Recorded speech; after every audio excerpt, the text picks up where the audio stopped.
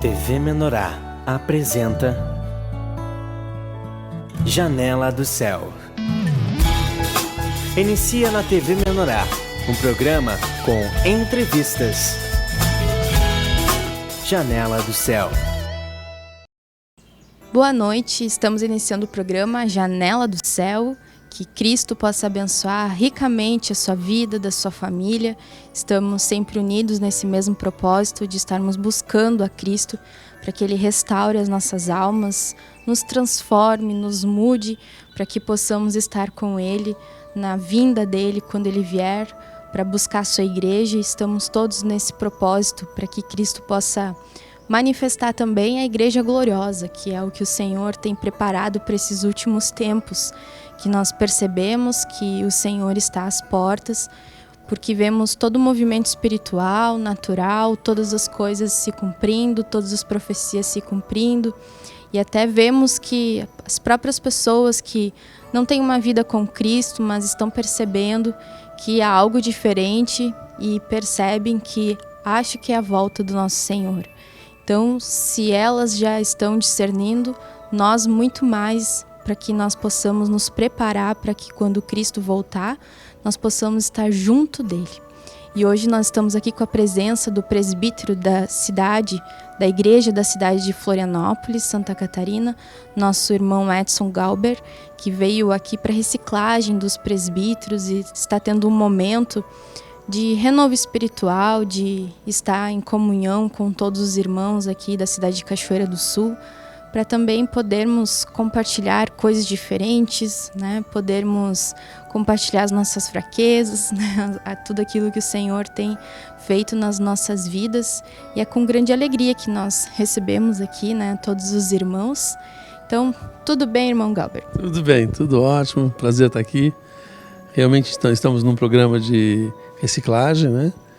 E é um momento em que a gente percebe tudo que é feito aqui em Cachoeira do Sul, os estúdios, as demandas, enfim, muita gente trabalhando, tudo, muita paz, muita harmonia.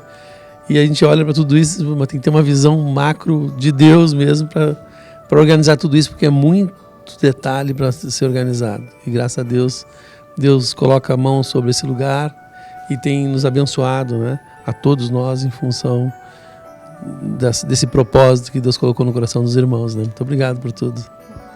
Irmão Galber, vamos começar então compartilhando da microeconomia divina, né? O que o Senhor tem feito no teu coração nesses últimos anos, as mudanças, as novidades, tudo que Deus tem feito na pessoa, né, do nosso irmão, os testemunhos, os desafios, enfim, tudo que acontece nesse mundo interior subjetivo que só Deus conhece, né, irmão? O que tu teria para compartilhar conosco a respeito disso? Sabe que às vezes a gente vai olhando para a obra e vai percebendo que, primeiro, que a gente fica muito voltado para o nosso umbigo, né? Tu até quer orar pelos irmãos, quer orar pela congregação, mas se tiver qualquer coisa errada contigo, diz, Senhor, me socorre aqui, porque, né? E aí tu fica a minha dor, o meu problema, a minha limitação, enfim, né? Só que aí tu fica totalmente inútil para Deus, porque tu não ora pelas causas do Cristo, tu fica, né? Então, se a gente é muito sensível e tu grita por qualquer coisinha, e tu berra por qualquer coisinha, e tu reclama por qualquer coisinha, tu não consegue olhar a congregação, tu não consegue olhar o corpo de Cristo, tu não consegue olhar a dor do outro, porque a dor do outro não é nada, a dor a tua que é grande. Então, a gente vai começando a entender que Deus quer que tu venha diminuir, né, essa consciência de você mesmo, essa fixação em você mesmo, né? E Deus tem tanta coisa para fazer na congregação e até mesmo na nossa vida, e a gente está tão fixo, tão obstinado com relação ao que a percepção que a gente tem de nós mesmos, que a gente não consegue aceitar a percepção de Deus para a nossa vida. Eu vejo essa luta nos irmãos, e Deus mostra que está dentro de mim também, que muitas vezes Deus quer prosperar um irmão, Deus quer dar muito mais para o irmão e para a irmã, e aí a pessoa fica, não, mas Senhor, não, mas eu sei mesmo é fazer isso aqui. Senhor, não, mas o que eu sei mesmo é fazer isso aqui. Aí a pessoa fica fazendo a mesma coisa, não sai da sua cidade, da sua parentela, né? O que significa sair da sua parentela? Significa aceitar os voos de Jesus, aceitar os convites de Deus, porque lá tem crescimento. Ou seja, se eu vivo aqui no meu meu mundinho, na minha zona de conforto, não há crescimento. Embora aqui também tenha conforto, eu não sofro risco, eu conheço bem esse território, eu não vou me perder.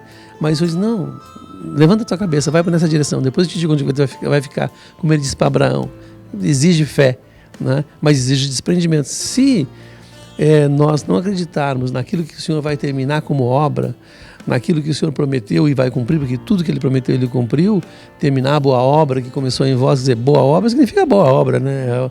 E é Deus que disse, não fui eu, não foi um homem, né? Então, o que é essa boa obra? É fazer com que o vaso seja para uso exclusivo de Deus, né? Então, povo chamado, raça eleita, né? Chamada para o uso exclusivo do Espírito Santo. Então, esse é o fim, né? Ou seja, o que é? Fim do velho homem, né? E toda a utilização do novo homem que não está preso mais no interesse pessoal, e sim no macro. E a gente vê assim, quanto Deus tem dificuldade de nos fazer aceitar o simples, né? Eu vejo assim, a mão de Deus na minha vida, eu era muito irado, né? Hoje bem menos, né? Qualquer coisa me tirava do prumo, trânsito era uma coisa que me incomodava muito, né? Eu ainda não sou aquilo que o Senhor deseja, certamente, né? Falta muito, às vezes até a gente se entristece, porque apesar de tanto tempo do Senhor trabalhando, a gente se vê tão duro ainda, né? Então eu olho para a obra, vejo que eu não delego do jeito que poderia, que eu tenho alguns assuntos que são mais polêmicos, eu não gosto nem de chamar os irmãos para conversar, porque aquilo ali vai dar problema e talvez eles se endureçam, e talvez eu não saiba lidar com isso, me endureça mais ainda, né? E vejo, né, que a gente é miserável, né? Muitas e muitas vezes a gente olha para a vida do outro e diz, mas a Elisama tinha que fazer isso. Mas se a galera não lê a Bíblia todos os dias, não sabe, tem que fazer isso ou aquilo, né? Mas por que eu estou olhando para a tua vida e estou olhando os teus defeitos? Porque eu não quero olhar os meus. Aí é muito mais fácil eu ficar falando dos teus, que aí eu não preciso, né? Tratar com os nossos, né? Então, eu não aceito, na verdade, o negado da vida da alma. Às vezes eu vejo que a gente diz assim, Deus me mandou eu fazer tal coisa. Então vou chamar o irmão tal, a irmã tal para me auxiliar, porque eles têm tal recurso para me fazer essa obra. Não, mas se Deus mostrou para ti, é para ti. A gente quer que Deus mostre para a gente quer dizer isso para todo mundo que Deus falou com a gente, mas precisa do recurso do outro, né? Ou a gente diz, eu estou tão feliz porque eu fui abençoado, ganhei isso do Senhor, ganhei uma bicicleta, ganhei um carro. Tudo bem, a gente pode ser abençoado por Deus para essas coisas, mas vai chegar um dia que Deus vai dizer assim, tá bom, agora tu vai abençoar. Olha, eu estou tão feliz porque eu abençoei um irmão, dei um carro para ele, dei uma bicicleta para ele. Por que sempre a gente fica feliz quando Deus nos dá alguma coisa através de um irmão? Só me dá. Aí Deus age. Se eu tiver que dar, aí Deus não agiu mais. Aí, olha, eu fiquei muito chateado, tive que dar uma bicicleta. Não, fica feliz porque teve que dar uma bicicleta. Eu tive uma época, um testemunho que eu conto, nunca contei para você, mas vou contar agora, que um irmão estava com a esposa grávida e aí ele me liga chorando que a esposa perdeu o bebê no útero, né? Estava com a barriga, enfim, e o médico atestou, está morto, né? Então tinha que vir para Florianópolis para tirar o bebê morto, e não pode tirar, não pode abrir, tem que sair sozinho, né? Mas já está morto, tem que dar remédio, estimular a contração, induzir parto, enfim. E aquilo foi um sofrimento para esse vaso, que era meu irmão em Cristo, sofrimento para a esposa dele, enfim. E ele me chamou lá e disse, cuida de tudo para mim. De como assim? Não, vai no velório, fala com o hospital, veste o bebê, né, pega ele vestido, carrega no colo, bota no caixãozinho, enterra. E aí eu tive que fazer tudo isso, né? Peguei, fui no cartório, abri certidão de óbito, peguei, e ele não quis, tu não quer ver? Não quero ver, não quis ver. Aí colocamos dentro de um caixãozinho, peguei aquele caixãozinho desse tamanho e fui entrando no cemitério adentro para proceder o enterro. E aí no meio do caminho eu disse, Senhor, o que eu estou fazendo aqui, né? Aí Deus falou no meu íntimo, mas com muita clareza. Ele disse assim, tu gostaria que fosse o teu filho e ele estivesse carregando? Não, Senhor, tá bom, eu vou. Então quando eu vou num hospital tratar de alguém doente, Deus me pergunta, se eu me murmurar, né? Queria ser você o doente? Não, Senhor, tá bom. Né?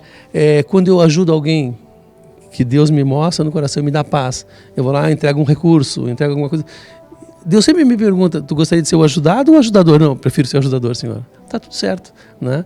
Mas a gente muitas vezes entende que só é abençoado quando recebe. E quando dá, a gente não é abençoado. Não, nós não temos recurso, nós não somos nada. Se há recurso em mim, foi Deus que deu. E se Deus tirar, foi Ele que tirou. E se Deus der doença, foi Ele que deu. E se Deus curar, foi Ele que curou. A gente precisa tirar, né? A gente precisa ter esse crescimento. Eu creio que Deus vai colocar no coração de todos essa realidade. Eu às vezes me chateio e eu sei que quando eu me chateio com o outro é porque está dentro de mim, né? Mas às vezes eu vou para... Te enxerga no outro os nossos problemas também. Porque tem coisas assim que, como eu te disse, que Deus tirou um pouco da ira, ainda tem um pouco disso que me irrita, né? Que é aquela conversa assim do tipo, eu vou lá falar, se o senhor te chamar amanhã, mas eu não vou ser o que falar, vai ser o Espírito, tá? Então não precisa falar se é o Espírito, né? Eu tô vendo um negócio no teu ombro, o que é? É um demônio no teu ombro, então nem fala, vai pro teu quarto, ora, né? Não precisa nem me falar, vai me deixar impressionado por quê? Vai deixar um novo impressionado por quê? Então são umas coisas assim que é da religião, né? E maltrata tanto, e a gente percebe que realmente Cristo foi levado à cruz, foi levado à morte, é a vontade do Pai, mas foi levado pelos próprios crentes. Então, como a religião atrapalha, como, né, escolho nada saber a não ser Cristo, e esse crucificado, Paulo dizia, quando ele percebeu que todo o parecer dele era inútil, toda a lógica dele inútil, que toda a razão dele era inútil, e eu, como engenheiro de formação, eu tenho muita lógica, muita razão, mas eu preciso abandonar tudo isso, né? Eu preciso, por mais simples que seja a causa, orar e pedir para Deus dar sabedoria, dar encaminhamento, né? E é um processo, né, que Deus precisa nos levar para a gente chegar a esse ponto, como o irmão compartilhou, tirar o nosso eu do centro de todas as coisas, até o modo que a gente enxerga as coisas é de um modo colocando o eu no centro de tudo. Né? E não a Cristo e nem a causa do Senhor e nem as pessoas que estão ao nosso redor, né? Que Jesus disse, ama o teu próximo como a ti mesmo, né? E a ordem, no caso, eu fico em terceiro lugar, né? Porque Deus é o primeiro lugar, depois o próximo e eu fico se der, né? E isso realmente, né? Deus precisa... Eu vejo Deus trabalhando, Deus trazendo bastante situações para que nós venhamos chegar nesse ponto. Né? Porque a gente precisa, para que eu possa chegar nisso, a gente tem que aceitar o processo de Deus trabalhar, né? De Deus nos esvaziar, trazer determinados sofrimentos para nos provar, como o irmão disse assim, eu tenho formação, eu tenho carrego algo que me deu um crescimento do meu ego, digamos assim, né? Mas eu quero me esvaziar disso para seguir o parecer de Jesus e não o meu. Amém, é verdade. Eu, às vezes, compartilho com a minha esposa que vive comigo, às vezes eu tenho certeza absoluta, ela até já disse em entrelinhas isso, né? Mas eu vou para o púlpito para pegar, ela tem uma dificuldade enorme de me ouvir, né? Às vezes ela chega em casa e chega e diz assim, ficar se dando palavraço no púlpito, mas eu nem lembrei de você, eu estava lendo que está na apostila, vamos olhar a apostila, está aqui escrito, né? Mas... várias irmãs que compartilham isso. Então o que acontece? O ser humano é muito assim, talvez eu esteja falando agora aqui e alguns irmãos estão ouvindo e dizem, ele está falando de mim. A gente veste o chapéu, a gente traz para a gente, é tudo na volta do nosso umbigo, entendeu? E o pastor, o apóstolo, o presbítero está falando da Bíblia, está falando daquilo que o Espírito está liberando, né? Mas a pessoa, né, fica chateada, enfim. Se você olhasse, se você conseguisse sentir os medos que eu tenho, né, você diria assim, puxa vida, mas ele parece tão assertivo, tão... Olha, não existe ninguém assim, desse jeito, né? A gente até pode mostrar uma capa, né, por fora, enfim, mas por dentro somos todos miseráveis, dependentes de Cristo, né? E quando a gente consegue... eu muitas vezes clamo, Senhor, me recolhe, eu não quero, né? Porque às vezes tem uma certa dificuldade até na congregação, e diz, Senhor, eu já vivi o suficiente, né? Até agora por mim mesmo não adianta nada mesmo, e me leva, né? A gente chega a pedir isso, né? É uma covardia, talvez seja um jeito de sumir o problema da frente da gente, né? Talvez até se Deus levasse a gente se arrependesse. Não, Senhor, eu estava brincando, né? Não sei se isso aconteceria, mas às vezes dá vontade de sumir. Mas é porque o mundo realmente está nessa situação de muita aflição, de muita turbulência, mas o Senhor disse que ia começar pelos seus, né? Então, se está difícil para vocês que estão comendo da palavra, imagina para quem nem está na palavra, né? Então, isso é o nosso consolo. Irmão, quais são os desafios como um presbítero da igreja, por exemplo, né? Que tem muitas pessoas que almejam esse cargo, eu gostaria tanto. E Deus diz na palavra que é algo excelente de desejar, de querer, de você querer almejar o episcopado, como diz na palavra. Mas às vezes as pessoas querem estar lá, mas não assumir o papel de estar lá, né? Quer ter o título, mas às vezes não se dão conta dos desafios, do trabalho, da renúncia, do negar, né? E quais são os desafios que você enfrentou, que você enfrenta? Tem algum testemunho assim para nos compartilhar de coisas que Deus teve que trabalhar fortemente, assim como foi falado essa semana, e nos nossos limites, né, para Deus fazer algo diferente? Eu tenho um grande desafio, né, uma grande dor dentro de mim, que é conduzir o rebanho. Eu sempre acho que eu estou falhando, né? Eu acho que eu tenho visto na obra, pode ser que eu esteja equivocado, mas todo aquele que quer muito tempo não tem tempo, todo aquele que quer muito dinheiro não tem dinheiro, todo que quer o parceiro ou a parceira não tem o parceiro, não tem a parceira, tem dificuldade. Todos que querem o presbitério, Deus não dá, e todos que não querem, Deus vai lá e dá, né? Eu gostaria até me lembro que quando começou, ele dizia: Anilton, vai na frente, vai fazendo aí, que eu tô aqui, né? E aí foi indo, até que um dia ele disse: o senhor me chamou aqui disse para mim passar para você a escola de consagração. Meu Deus. Aí como eu tenho um defeito, né, que na época era maior ainda, era muito grande, que era a vaidade, e comecei a estudar para não passar vergonha.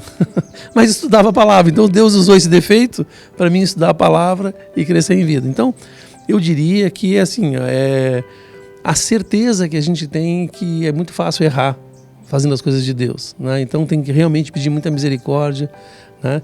Muitas vezes eu vou para o púlpito, né, me sentindo miserável, dizendo: Senhor, tu sabes, Senhor, eu estou quebrado, eu não tenho nada para te dar, e como um cego pode guiar outro cego, né? E aí começa a orar e começa a clamar, aí Deus me dá uma certa intrepidez, eu entro no púlpito e começo a falar, e aquilo flui, e eu digo: mas foi benção, comecei a me sentir, né, abençoado, né? Mas tudo Deus que entregou, porque eu estava ali naquela hora assim, sem chão, sabe? E às vezes tu está com situações pessoais, mas Deus te faz esquecer aquilo, te tira dali. É como se o Jarbas uma vez me disse que Deus tira a natureza pecaminosa, deixa de lado, coloca o espírito, depois termina a pregação, volta a natureza pecaminosa, né? Mas naquela hora da pregação, tem dias que eu estou no púlpito e eu te confesso, Elisama, eu tinha vontade de não sair. Deixa isso perpetuar, Senhor, tá tão, sabe, sentindo aquela energia, sentindo o Senhor, sentindo o fluir, sabe? E aí acabou o culto, vou ter que voltar para a vida real, né? Mas é assim mesmo. Mas é isso que Deus quer, né? Essa dependência, essa realidade, revelação de que, na verdade, a gente não faz nada, né? Que a gente está ali como um vaso, como um servo, como um instrumento, e nós precisamos estar ali e dizer: Senhor, eis-me aqui, faz aquilo que tu deseja, né? Aquilo que é da tua vontade, porque eu vejo que quando eu vou fazer alguma coisa porque eu sei, não dá certo, eu não sinto que Deus está me usando, né? A gente percebe quando é você que está fazendo alguma coisa e quando Deus está fazendo. Porque a gente sente que sai aquela energia, como o irmão compartilhou, né? Tu sente que Deus flui, tu sente que de repente tu tá falando coisas que tu nem planejou, que tu nem pensou e tu nem sabia, de repente, aquelas coisas, né? Mas tá fluindo e tu sente que aquilo tá dando um crescimento, né? Então, que nós todos possamos deixar Deus nos usar e ser leves para o vento do Espírito e deixar que Cristo possa fazer essa obra por nós, né? Nós, como o irmão compartilhou, só cabe a nossa consagração, de nos consagrarmos, de buscarmos o Senhor e depois nos abrirmos, né? E dizer: Senhor, eis-me aqui, quero ser teu servo, quero fazer tua vontade. Nós vamos fazer um breve intervalo comercial, irmãos, e nós já voltamos. Aguarde com o nosso compartilhar aqui do nosso irmão. Janela do Céu.